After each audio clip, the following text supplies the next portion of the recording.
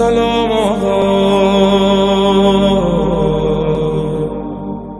ملتا نہیں تھا کوئی سہارا یزید کو، بی بی نے کس طرح سے اجاڑا یزید کو، خاتون جنگ نہیں کر سکتی تھی اس لیے خطبوں کی ذوالفقار سے مارا یزید کو۔ جی ہاں ویورز، اس بات سے ہم تمام واقف ہے کہ کس طرح بی بی زینب سلام اللہ علیہا کے خطبوں نے یزید کا تختہ پلٹ دیا، کس طرح سے یزید اور اس کے ناپاک ارادوں سے بی بی زینب سلام اللہ علیہا نے نقاب ہٹا دیا، اور یہی وجہ ہے کہ آج بھی ہم بی بی زینب سلام اللہ علیہا کو وائس آف کربلا کہتے ہیں۔ یہی وجہ ہے کہ بی بی زینب سلام اللہ علیہا کو ہم آج بھی کہتے ہیں کہ انہوں نے امامت کا دفاع کیا ہے، اور آپ کی زندگی ہم تمام کے لیے مشعل راہ ہے۔ اور ہمارے آج کے ایپیسوڈ میں ہم یہی سیکھنے کی کوشش کریں گے کہ کس طرح بی بی اس بات کو جانتی تھی اور سمجھتی تھی کہ وہ کون سے مقامات ہیں جہاں انہیں صبر کرنا ہے، اور وہ کون سے مقامات ہیں جہاں اپنی زبان کے ذریعے انہیں اسلام کا دفاع کرنا ہے اور یزید کی اصلیت کو دنیا کے سامنے لانا ہے۔ تو آئیے سب سے پہلے استقبال کرتے ہیں سسٹر عظمی زہرا رضوی کا۔ سسٹر السلام علیکم۔ وعلیکم السلام ورحمۃ اللہ وبرکاتہ۔ سسٹر، اگر ہم بات کریں مصیبتوں کی، غم و مصائب کی، تو ایک نارمل سی چیز ہے کہ اگر کسی انسان پر کسی بھی طرح کی مصیبت آئے، پریشانی آئے، تو ہمارے حوصلے جو ہیں وہ اکثر ٹوٹنے لگتے ہیں، یا اگر میں یوں کہوں کہ خدا نخواستہ اگر ہمارے گھر میں کسی کا انتقال ہو جائے تو ہمیں سمجھ نہیں آتا ہمیں کیا کرنا چاہیے، ہم غم و مصائب میں گریا میں ڈوب جاتے ہیں۔ لیکن اگر ایک رخ کرے بی بی زینب کی زندگی کا، ایک رخ کرے کربلا کا، یا کربلا سے پہلے کا بھی، جس طرح سے آپ نے ہمیں بتایا کہ مصائب کی ابتدا بی بی کی زندگی میں کافی پہلے سے ہو چکی تھی، تو ہم یہ دیکھتے ہیں کہ اتنے مصائب برداشت کرنے کے بعد بھی انسانی فطرت ہے کہ وہ ٹوٹ جائے گا، لیکن ہم یہاں دیکھتے ہیں کہ بی بی کس طرح سے کھڑی رہی، ڈٹی رہی، بی بی کے حوصلے ٹوٹے نہیں۔ تو اس بات پر آپ وضاحت کریں۔ اعوذ باللہ من الشیطان الرجیم، بسم اللہ الرحمن الرحیم۔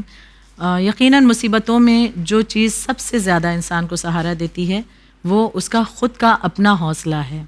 اس کی اپنی ہمت ہے، اس کی اپنی دلیری ہے، کہ جو اس مشکلات کے وقت بھی بہت بڑا ایک سپورٹ کرتی ہوئی اسے نظر آتی ہے۔ مثال کے طور پر کوئی مشکل ہمارے سامنے آن پڑی، کوئی تکلیف ہمارے سامنے آن پڑی، لیکن جب ہم خود کو اس بات کے لیے آمادہ کرتے ہیں اور یہ حوصلہ دیتے ہیں کہ نہیں، یہ مشکل چند دن کی ہے، یا سب سے بڑی بات کہ یہ مشکل اگر آئی ہے تو اس کے پیچھے بھی خدا کی کچھ مصلحت ہوگی۔ ان تمام باتیں یا کچھ بھی اس انداز کی باتیں اپنے آپ کو بتا کر کے، اپنے آپ کو سمجھا کر کے جو بھی ہم تیار کر رہے ہوتے ہیں، دراصل یہ ہم خود کو حوصلہ دے رہے ہوتے ہیں، اور یہی حوصلہ وہ ہوتا ہے کہ جو ہمیں بڑی آسانی کے ساتھ اس مشکل سے باہر نکال لیتا ہے۔ دوسری جانب اگر ہم یہ کہیں کہ ٹھیک ہے مشکل جو آن پڑی بس ہم ہی ہیں کہ ہم مظلوم ہو گئے، اب ہم سے اتنی مشکلات ہم پر آئیں، اب ہم کیا کریں، اب ہمیں تو کچھ نظر نہیں آتا، کچھ سمجھ نہیں آ رہا کہ اب ہم کیا کریں، تو وہ انسان اور زیادہ پریشانیوں میں گھرتا چلا جائے گا، یہاں تک کہ وہ ڈپریشن کا مریض، آج کل دنیا میں یہ مرض بہت زیادہ عام ہو گیا ہے، تو جو بھی ڈپریسڈ ہوتے ہیں اگر ہم ان کے بارے میں ایک مرتبہ جاننے کی کوشش کریں تو چیزیں یہی ہیں کہ جب مشکلات ان کے سامنے آئیں تو ان مشکلات سے وہ گھبرا اٹھے، وہ ایک مرتبہ ہار گئے اور انہوں نے ہاتھوں کو ہٹا لیا کہ نہیں اب ہم سے یہ چیزیں برداشت نہیں ہوں گی۔ دوسری جانب بہت سے ایسے لوگ دنیا میں موجود ہیں کہ جن کے پاس غریبی بھی ہے، پریشانی بھی ہے، صبح سے لے کر شام تک بہت اسٹرگل کرتے ہیں، جدوجہد کرتے ہیں، کچھ ایسے ہیں جو روزگار بھی ان کا نہیں ہے، بے روزگار ہیں، بہت سی مشکلات ہیں، کسی کی اولادوں کا کچھ مسئلہ ہے، کسی کے تنہائی کا عالم ہے، لیکن یقیناً لیکن ان مسائل کے لیے جب وہ خود کو ایک مرتبہ جواب انسان دیتا ہے کہ نہیں اس میں بھی خدا کی کچھ مصلحت، کچھ اس میں بھی راز ہوگا، ٹھیک ہے ہم ان سے باہر نکل سکتے ہیں، ہم کوشش کریں گے، تو جو یہ حوصلہ ہے دراصل یہی اسے ایک بہترین طریقے سے اس مشکلات سے باہر نکال دیتا ہے۔ جناب زینب کا جو کردار ہے ایک بہترین کردار ہے اس حوالے سے کہ اپنے آپ کو کس طرح سے حوصلہ دینا ہے اور ان مشکلات سے باہر نکلنا ہے، تاکہ اس زمانے کو بھی ہم یہ بتا سکیں کہ ہم کمزور نہیں ہیں، ہم ڈرے نہیں ہیں، ہم تھکے نہیں ہیں، ہم اتنے مظالم سہ چکے ہیں، اتنی تکلیفیں ہم برداشت کر چکے ہیں، لیکن اس کے باوجود بھی ہم ڈر نہیں رہے ہیں، اور ہم یہ حوصلہ جو ہے ہمارا اس بات کے لیے ہمیں زمانے کے سامنے اس بات کو پیش کر رہا ہے کہ ہم اب بھی کس قدر بہترین انداز سے مطمئن ہیں اور مضبوط ہیں۔ جناب زینب کی زندگی میں اگر ہم حوصلے کی بات کریں اور آپ کے عظیم جذبے کی بات کریں تو کچھ مثالیں میں دے دوں کہ مثال کے طور پر آپ کی والدہ کی شہادت کے بعد آپ کا اپنے بھائیوں کو حوصلہ دینا، جبکہ والدہ کا جدا ہونا بیٹی کے لیے تو اور بھی زیادہ گراں گزرتا ہے، لیکن ایسے عالم میں بھی آپ نے اپنے بھائیوں کو بھی حوصلہ دیا ہے اور گھر کو کس طرح سے بہترین انداز میں سنبھالا، اپنے بابا کا حوصلہ بنتی، انہیں سہارا دیتی ہوئی نظر آتی ہیں۔ پھر امام حسن کی شہادت کے بعد جو ان کے پسماندگان تھے، یعنی جو ان کی اولاد ہیں، ان کی جو فیملی تھی، ان کی جو بیوی تھی، تو ان کو بھی آپ سہارا دیتی ہوئی نظر آتی ہیں، ان کی بھی دلجوئی کرتی ہیں، انہیں بھی تسلی دیتی ہوئی نظر آتی ہیں۔ یہاں تک کہ امام حسین علیہ الصلوۃ والسلام کی شہادت کے بعد جب اسیر کیا گیا، ان تمام مسائل میں بھی آپ کس طرح سے دلیرانہ انداز میں نہ صرف خود کو بلکہ دیگر جو بیویاں ہیں انہیں بھی آمادہ کرتی ہوئی نظر آتی ہیں، یعنی ایک ہمت دے رہی ہیں، ایک حوصلہ دے رہی ہیں۔ کربلا سے لے کر کے ہم اگر دیکھیں، کربلا کے مقتل سے لے کر کوفہ کی تنگ و تاریک گلیوں تک کے، پھر ابن زیاد کی اجلاس سے لے کر کے چاہے وہ دربار یزید ہو، شام ہو، کوئی بھی مارکا ہو، آپ نے بلند ہمتی کے ساتھ فتح کیا۔ اب اگر اس کے برعکس ہم سوچیں کہ جناب زینب ان تمام معاملات میں اگر انہوں نے حوصلہ نہ دکھایا ہوتا تو ہمت اگر ٹوٹ گئی، اور یقیناً اتنے مصائب تھے تو انسان کی ہمت ٹوٹ جانی چاہیے، لیکن جناب زینب اسی لیے تو آج ہمارے لیے ایک بہت بڑی مثال پوری دنیا کے لیے یقیناً ہے، رول ماڈل ہیں کہ آپ اتنے مشکلات کے باوجود بھی آپ کا حوصلہ کہیں پر کم نہیں ہوا، بلکہ حوصلہ آپ کا اس قدر بلند تھا کہ چاہے باطل سامنے ہی کیوں نہ آ گیا لیکن آپ نے اس کا بھی ڈٹ کر سامنا کیا ہے۔ یقیناً اور ساتھ ہی ہم یہ سیکھ سکتے ہیں نا کہ زندگی میں مسائل اور مشکلیں تو آنے ہی والی ہے، ایسے کسی کی لائف نہیں ہوتی کہ ان کی لائف میں اپس اینڈ ڈاؤنس نہ آئے، لیکن بی بی زینب ہمیں یہ بتاتی ہے کہ کس طرح اگر آپ کو پروردگار عالم پر یقین ہے اور آپ کے حوصلے بلند ہیں تو آپ ہر طرح کے مرحلے کا سامنا بڑی آسانی کے ساتھ کر سکتے ہیں، اور یقیناً آپ کے بلند حوصلوں کے ذریعے ہی آپ نے بڑے بڑے مارکوں پر فتح حاصل کی ہے۔ تو وہیں اگر ہم بات کریں اس بے مثال جہاد کی جو بی بی زینب سلام اللہ علیہا نے جس میں یقیناً کامیابی حاصل کی، تو اس کی وضاحت کریں۔ اور جب ہم بی بی زینب سلام اللہ علیہا کے جہاد کی بات کرتے ہیں تو اس بات کو پلیز صاف کر دیا جائے کہ جہاد کا مطلب صرف یہ نہیں ہوتا کہ تلوار لے کر میدان میں جانا ہے۔ بالکل، یقیناً جہاد کا فقط معنی یہ نہیں ہے۔ اگر ہم جاننے کی کوشش کریں، مرتبہ مطالعہ کریں تو جہاد کئی قسم کا ہوتا ہے، تو جس میں فقط یہ نہیں کہ زور بازو دکھانے کا نام ہی جہاد ہے کہ فقط تلوار چلا لیا ہم نے یا میدان میں آگے فقط وہی جہاد، وہ بھی جہاد کا ایک قسم ہے، ایک ٹائپ ہے۔ اور بھی بہت سے جہاد زبان کے ذریعے بھی ہوتا ہے، انسان اپنی زبان کے ذریعے ایسے الفاظ ادا کرے کہ جس کے ذریعے ایک انقلاب آ جائے، جس کے ذریعے حق کو بیان کیا جائے، وہ بھی جہاد کے ضمن میں آتا ہے۔ جناب زینب کے اعتبار سے اگر ہم دیکھیں تو بغیر میدان میں اترے، بغیر تلوار چلائے آپ نے ایسا جہاد برپا کیا ہے کہ جو بے مثال رہا، بالکل بے نظیر رہا، اور اس جہاد کا اثر آج تک کے زمانے پر بالکل باقی ہے کہ شہادت حسین علیہ الصلوۃ والسلام کے بعد پہلی رات آئی ہے کہ آپ کا جہاد دیکھیں، ہم آپ کا عزم دیکھیں کہ کس طرح سے دلیرانہ طریقے سے آپ اس راہ میں اسلام کی جہاد، آپ کا جو انداز جہاد کا رہا کہ جو پہلی رات آئی شام غریبہ ہم جسے کہتے ہیں، اس پہلی رات میں ٹوٹا ہوا نیزہ لے کر کے آپ پروٹیکٹ کر رہی ہیں، یقیناً حفاظت کر رہی ہیں، یعنی اب یہ ذمہ داری چونکہ آپ کے کاندھوں پر آ چکی ہے، بہت زیادہ بڑی ذمہ داری ہے، جو بھی اہل حرم ہیں، جو اسرا ہیں، ان کی حفاظت کرنی ہے آپ کو، تو اگر کچھ نہ ملا تو ایک ٹوٹا ہوا نیزہ ہی آپ نے ہاتھ میں اٹھا لیا ہے۔ اور یہ روایت مقتل کی بہت سی کتابوں میں موجود ہے، بہت ہی مشہور روایت ہے کہ کس طرح سے اس ٹوٹے ہوئے نیزے کو لے کر کے آپ حفاظت اہل حرم کی کرتی ہوئی نظر آتی ہیں، پھر کبھی بیویوں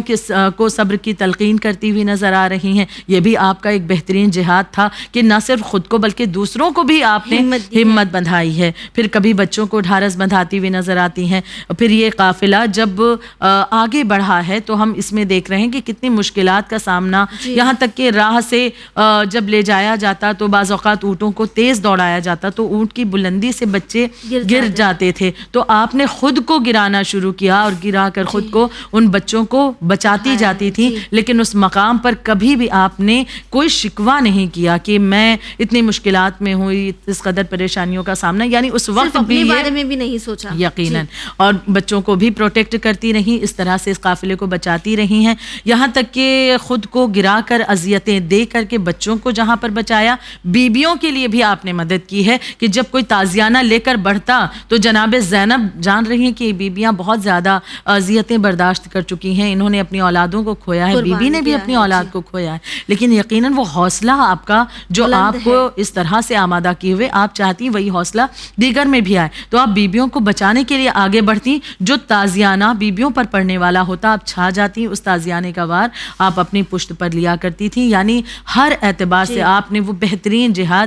پیش کیا ہے کہ جو زمانے کے سامنے ایک اپنے آپ میں مثال ہے. یقیناً اس کے ذریعے سے ہمیں بھی یہ پیغام مل رہا ہے کہ حالات چاہے جیسے کیوں نہ ہوں, لیکن اس میں بھی دلیرانہ انداز میں خدا کی رضا کے لیے اگر ہم بڑھنے کے لیے سوچیں تو خدا ہمارے لیے کس طرح سے معاملات کو پیش کرتا ہوا نظر آتا ہے. جی بالکل ٹھیک کہا آپ نے. بی بی زینب کی زندگی سے ہم یہ بھی سیکھتے ہیں کہ آپ نے صرف اپنے بارے میں, اپنے مصائب کے بارے میں, اپنے غموں کے بارے میں نہیں سوچا کہ میں نے اتنا کچھ برداشت کیا ہے, اب میں اور کسی اور کو ڈیفینڈ کیوں کروں, جو اکثر زندگی میں ہوتا ہے. لیکن ہم یہ دیکھتے ہیں کہ آپ نے ہر مقام پر یہ کوشش کی ہے کہ آپ دوسروں کی ہمت بھی بندھائیں اور ساتھ ہی آپ انہیں پروٹیکٹ بھی کریں. تو وہیں ایک یہ مرحلہ بھی تھا جہاں اسلام کو بچانے کے لیے آپ نے خطبوں کا سہارا لیا. وہیں اسلام کو بچانے کے لیے آپ کی شجاعت اور آپ کی بہادری کا جو منظر ہے وہ ہم آپ کے خطبوں کے ذریعے دیکھ سکتے ہیں کہ کس طرح بی بی زینب سلام اللہ علیہا کے خطبوں کے ذریعے, آپ کے الفاظ کے ذریعے ہم یہ دیکھتے ہیں کہ آپ ایک انقلاب لے آئیں. تو آپ جب خطبے دیتی تو آپ کے خطبوں کا اثر لوگوں پر کس طرح پڑتا؟ بے شک یہ جناب زینب کی مہارت بھی کہیں اور خطابت بھی, یہی وجہ ہے کہ آپ فصاحت و بلاغت کی معراج پر جو آپ موجود تھیں, فائز تھیں, کہ پروردگار عالم نے وہ فصاحت و بلاغت آپ کو عنایت کی تھی کہ جب آپ نے بولنا شروع کیا ہے, آپ نے خطبے دیے ہیں اور جہاں کہیں بھی دیے ہیں تو ایک بدلاؤ آیا ہے, ایک چینج آیا ہے. اور یہاں پر یہ بھی کہنا چاہوں گی کہ خطابت کے معنی فقط یہ نہیں ہے کہ بول لینا, ایک اچھا بول لینا, ہمیں اچھا بولنا آتا ہے تو ہم بول لیتے ہیں تو اس کے معنی یہ ہے کہ خطابت میں ماہر ہیں, بلکہ خطابت کے اصل معنی یہ ہے کہ یہ معلوم ہونا کہ کہاں پر کس انداز سے انسان کو بولنا ہے. جناب زینب ہمیں سکھا رہی ہیں کہ جب آپ دیکھتی ہیں کہ کوفہ کا وہ مجمع ہے یا شام کا وہ مجمع ہے کہ آپ کے جو خطبے جہاں جہاں نظر آتے ہیں اس وقت وہ مجمع, وہ کراؤڈ جو کہ تماشا دیکھنے اہل حرم کا آیا ہے, اور بعض کو تو ایسے تھے کہ جنہیں یہ علم ہی نہیں ہے کہ یہ افراد ہیں کون اور ان پر کیا کچھ گزری ہے, ان پر کیا مشکلات آئی ہیں.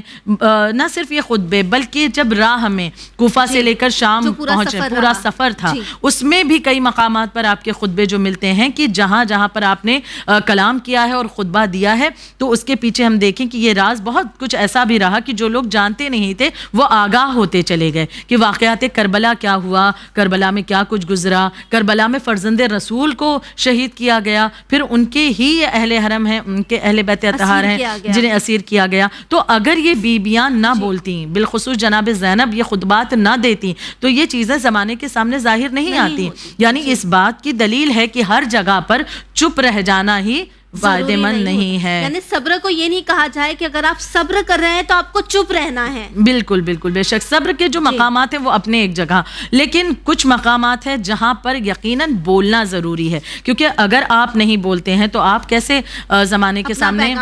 پیغام پہنچا پائیں گے اور حق کو کیسے پہنچا پائیں گے. آپ جانتی ہیں مثال کے طور پر کہ اگر گھر میں کوئی یہ پوچھے کہ فلاں چیز کہاں پر رکھی ہوئی ہے اور بتا دیا جائے نہیں معلوم ہے, تو اب اس وقت آپ کہیں ہم صبر کریں گے, ہم نہیں بتائیں گے, تو یہ صبر میں نہیں بلکہ یہ انسان کی بے وقوفی ہوگی کہ آپ کو علم ہے کہ وہ چیز کہاں پر ہے اور وہ اس انسان کو مل جائے گی تو اسے فائدہ ہوگا, لیکن پھر بھی آپ اسے بتانا نہیں چاہتی یہ کہہ کر کے کہ ہم تو ضبط کر رہے ہیں, ہم صبر کر رہے ہیں. تو یہ صبر نہیں ہے بلکہ اس مقام پر آپ کا بولنا ضروری ہے تاکہ وہ چیز اس کے حقدار تک پہنچ جائے اور اس سے وہ انسان فائدہ اٹھائے. تو ہم جیسے گنہگار انسان معمولی سی بھدی مثالوں کے ذریعے اگر باتوں کو سمجھنے کی کوشش کر سکتے ہیں تو سوچیں کہ جو خطابت کی معراج رہی ہوں یقیناً. تو جناب فاطمہ الزہرا کی جو بیٹی ہیں جناب زینب سلام اللہ علیہا، اور یقیناً جب جناب فاطمہ زہرا کی جن کے بارے میں واضح ہے کہ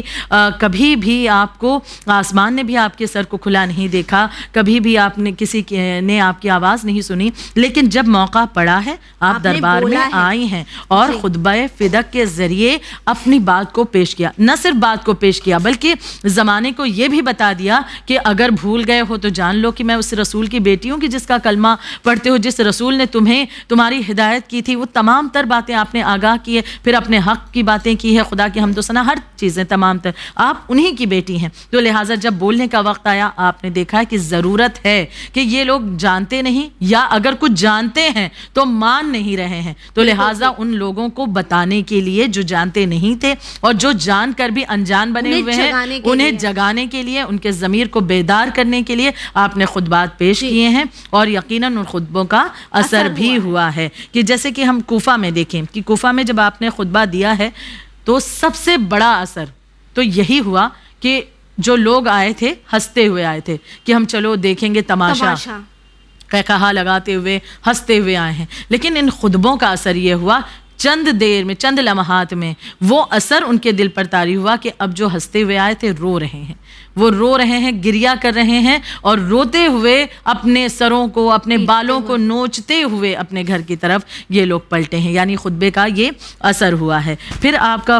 کوفے کا جو خطبہ تھا اس میں اسے سن کر کے ایک بزرگ کی بات پائی جاتی ہے کہ اس نے روتے ہوئے کہا تھا کہ میرے ماں باپ ان پر قربان ہو جائیں اور ان کے عمر رسیدہ افراد تمام عمر رسیدہ افراد سے بہتر، یعنی ان کے بزرگ تمام بزرگوں سے بہتر ہیں، ان کے بچے تمام بچوں سے افضل ہیں، ان کی عورتیں تمام عورتوں سے، ان کی نسل تمام نسلوں سے افضل ہے. یعنی اس انسان نے کہ جو آئے تھے ہنسنے کے لیے، جو تماشا دیکھنے کے لیے، وہ یہ اقرار کرتے ہوئے اب جا رہے ہیں. دربار یزید میں بھی یزید کی مذمت کی ہے آپ نے. اگر ہمارے سامنے کوئی ایسا ظالم بادشاہ ہو اور ظالم حکمران ہو تو انسان بعض اوقات یہ ہوتا ہے کہ اس کی بولتی بھی نہیں نکلتی، وہ سوچتا ہے کہ ہمارے ساتھ اور مشکلات نہ ہو جائے، اتنی مشکلات کا سامنا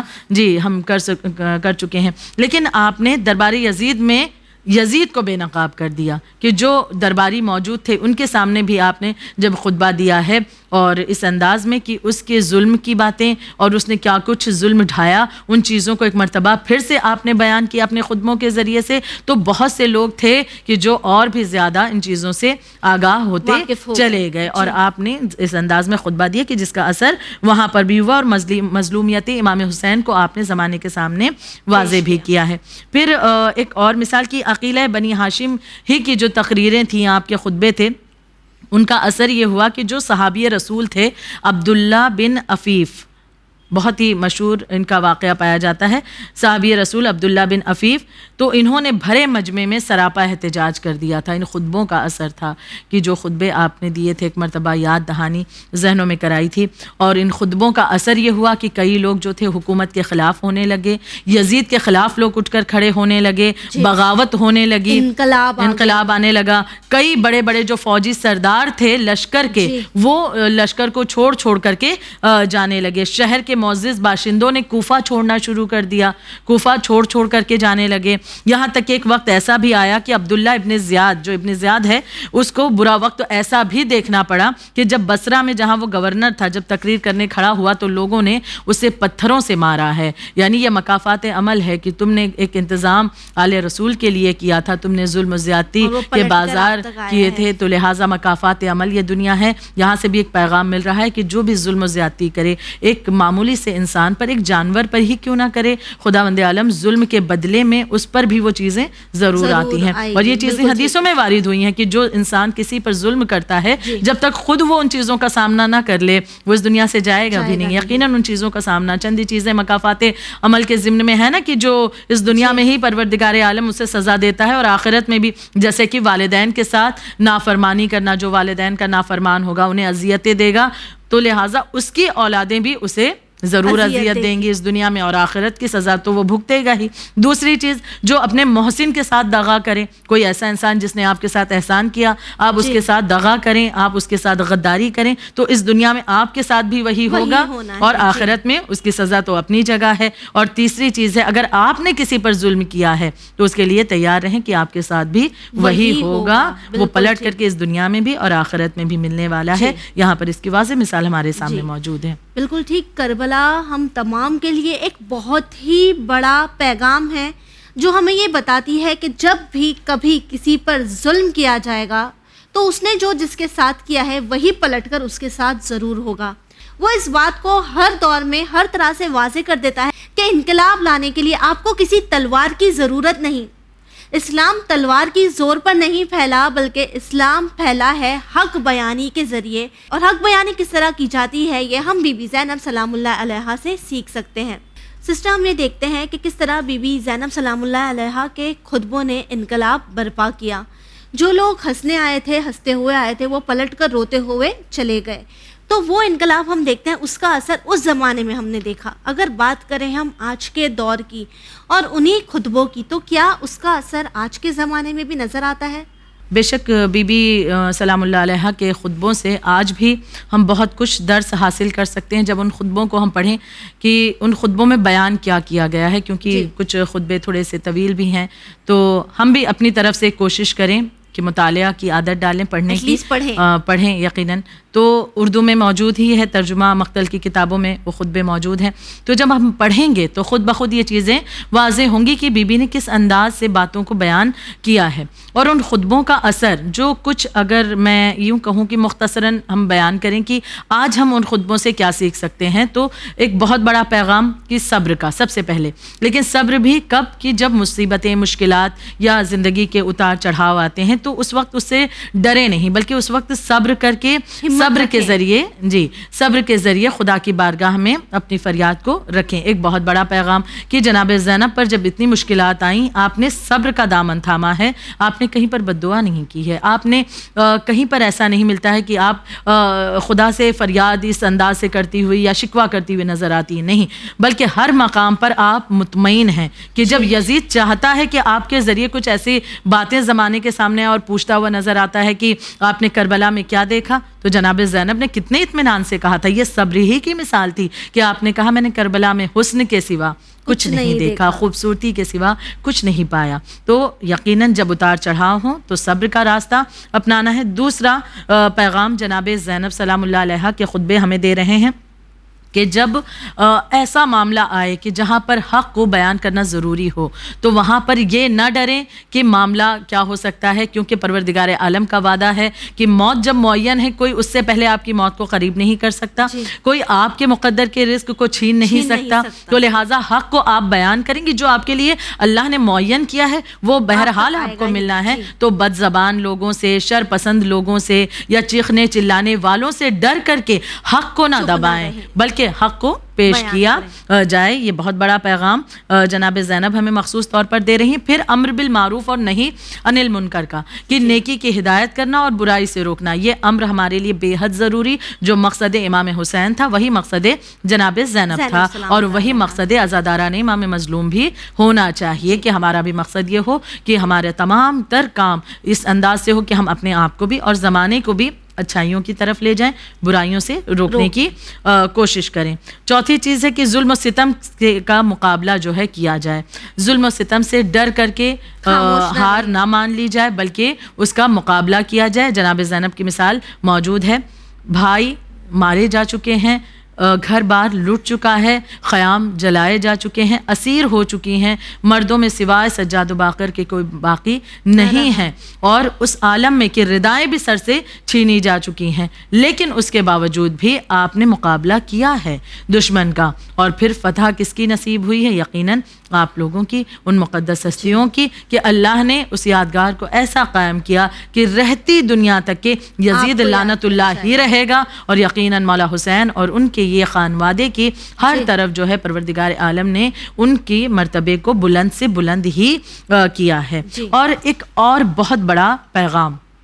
جناب زینب کے حوالے سے پیش کرنا چاہوں گی کہ ایک خاتون بھی انقلاب لا سکتی ہے. ڈیفینیٹلی اس چیز کو ہم درست کریں کہ بعض اوقات یہ کہ ہم تو عورت ہیں, ہم تو خاتون ہیں, ہم کیا کر پائیں گے, یہ تو کام مردوں کا ہے, مرد ہی انقلاب لا سکتے ہیں, ہم بلا حق بولنے جائیں گے تو کہاں کوئی ہماری سنے گا. ہم یقیناً کربلا کو دیکھیں, ان مستورات کو دیکھیں, بالخصوص اپنی شہزادی زینب سلام اللہ علیہا کو دیکھیں کہ اگر آپ بھی یہ سوچتی کہ میں بھی ایک خاتون ہوں اور ڈر کر بیٹھ جاتی تو جلتے ہوئے خیموں سے امام وقت کو کون باہر لاتا. اگر آپ بھی یہ سوچ کر کے خاموش بیٹھ جاتی تو اس طرح سے دلیرانہ انداز میں خطبے دیتا ہوا کون نظر آتا. اگر آپ خاموش ہو کر کے کہ میں عورت ہوں, مجھے کیوں بولنا ہے, مجھے تو خاموش رہنا ہے, بس مجھے چپ رہنا ہے, یہی کرنا ہے, مجھے حق بیانی نہیں کرنی, اگر بی بی یہی کرتی تو واقعات کربلا کو کیسے زمانے کے سامنے آپ عام کر پاتی. تو یقیناً یہ بس ہماری غلط سوچ ہے کہ میں عورت ہوں تو میں اس چیز کو کیسے پیش کروں. ایک عورت بھی انقلاب لا سکتی ہے, بشرطے یہ بس اس بات کا خیال رکھیں کہ ہمیں ایک صحیح گائیڈنس کے ذریعے آگے بڑھنا ہے, جو کہ یقیناً ہمارے لیے ائمہ طاہرین کی جو تعلیمات موجود ہیں ان کا سہارا لے کر ایک خاتون اگر آگے بڑھے تو وہ انقلاب برپا کر سکتی. جب بولنے کی صلاحیت اللہ نے خواتین میں بہت اچھی دی ہے, تو یہ نہ ہو جائے کہ اس زبان کے ذریعے جب بولا گیا تو بس یہاں وہاں کی ہی بول کر اپنی آخرت کو تباہ برباد مشہور کر دیا گیا خواتین کو. تو ایسا نہ ہو جائے کہ ہم اپنی آخرت کو تباہ کرنے کے لیے بولتے ہوئے نظر آئیں. بولا ایسا جائے کہ جب آپ کو اللہ نے یہ صلاحیت بولنے کی دی ہے, آپ کو یہ ہنر دیا ہے کہ آپ اچھا بول سکتی ہیں, تو ایسا کیوں نہ بولا جائے کہ جس کے ذریعے ایک ریولیوشن آ جائے, ایک انقلاب آ جائے, ایک سماج میں بدلاؤ آئے. اور جب سماج بدلے گا یقیناً تو ہماری نسلیں بھی بدلیں گی, ان میں بھی تبدیلی آئے گی, ایک بہتری آئے گی. تو یہ بہت بڑا پیغام کہ خاتون بھی حق کے اعتبار سے, سچ کے اعتبار سے, سچائی کے لیے وہ ایک انقلاب لا سکتی ہے. ڈیفینیٹلی بالکل بالکل ٹھیک کہا آپ نے سسٹر. اور سب سے بڑا پیغام جو بی بی زینب سلام اللہ علیہا کی زندگی سے ہم تمام کو ملتا ہے اور تا قیامت ملتا رہے گا, وہ یہی ہے کہ اگر ایک عورت چاہے تو وہ انقلاب لا سکتی ہے, بس شرط یہی ہے کہ آپ جو بول رہے ہیں, جو بیان کر رہے ہیں, وہ حق ہو,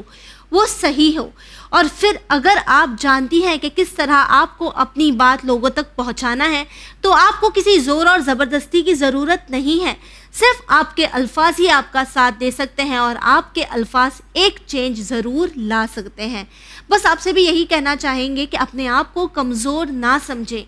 ایک عورت ہونا کسی کمزوری کی نشانی نہیں ہے, بلکہ ہم بی بی زینب سلام اللہ علیہا کی زندگی میں یہ دیکھ سکتے ہیں کہ کس طرح ایک عورت نے امامت کا دفاع کیا, اور بلکہ اپنے خطبوں کے ذریعے, حق بیانی کے ذریعے یزید کا تختہ پلٹ کر رکھ دیا. اسی کے ساتھ ہمیں دیجیے اجازت, پر بنے رہیے چینل ون کے ساتھ پیغام انسانیت. شکریہ.